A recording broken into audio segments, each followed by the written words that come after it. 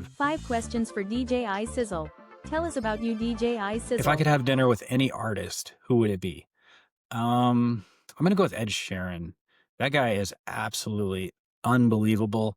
I know we're so used to like seeing him now, like all the time and hearing his music, but 10, 11 years ago when Thinking Out Loud first came out, or even Perfect, like that was a moment. Like I still remember I heard it at a wedding. The first time I heard it was at an actual wedding.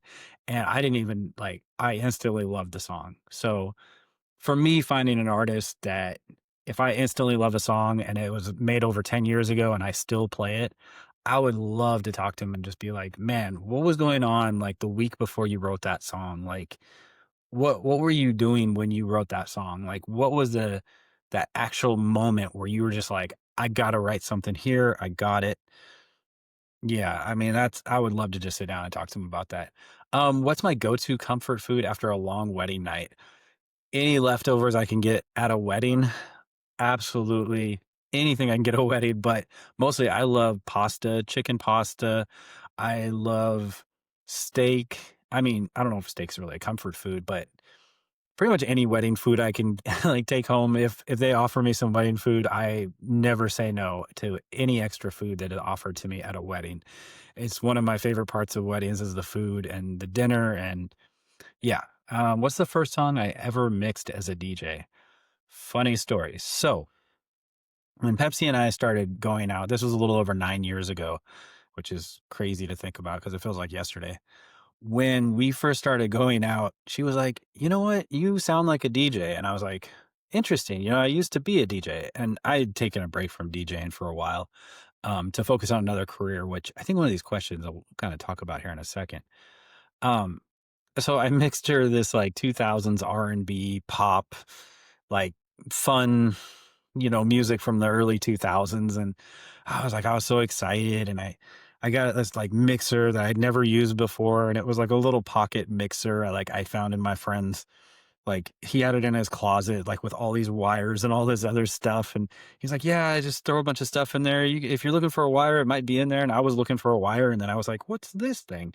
And it was like this little pocket mixer, and, like, I was like, "Wow, I wonder if it works." And I was, like, searching for this whole box. There's, like, 100 wires in there, like, round, like, you had to, like, pull them out, and oh my gosh, it was just this crazy little bin, but it had a mixer in it, and I was like, "Oh, man, I remember when I used to DJ, it'd be so fun to try that again."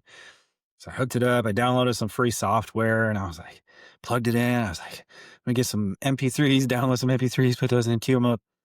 So I put together this mix for her and I remember I mixed it and I was so excited and I was doing like the quickest mixing back and forth and all this other stuff. And I was like, oh, maybe I can do a long mix. And I was so excited. I was like trying to like scratch on this little thing. The little turntables were like this big. It was like little miniature turntables.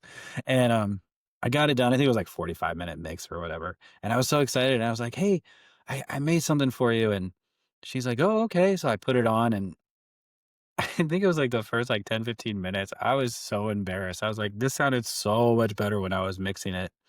It sounded so much better. And I just remember a couple times she'd be like, oh, babe, it sounds great. Thank you. Thank you. And I was like, really? And she's like, yeah, absolutely. It's always the thought that counts. And I'm just like, oh, no.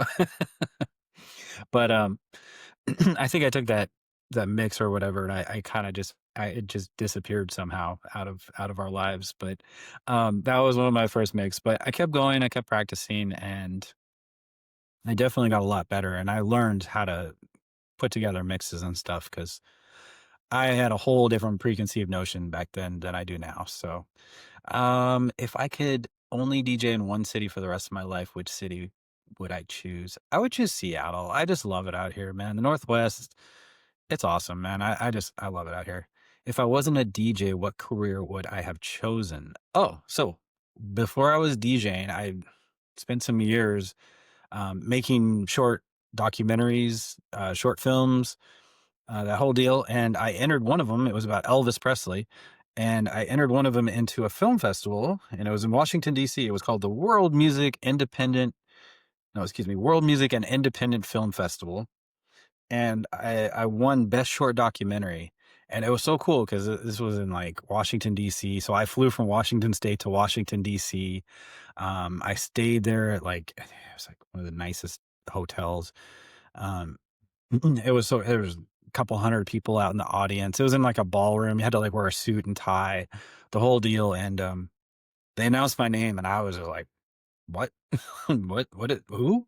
Because I'm thinking, there's no way. Like I'm up against like 10 other movies, and you know, my little documentary I put together by myself and traveled around the U.S. and talked to Elvis fans and impersonate. Well, they're tribute artists. They were impersonators, but they renamed it to tribute artists.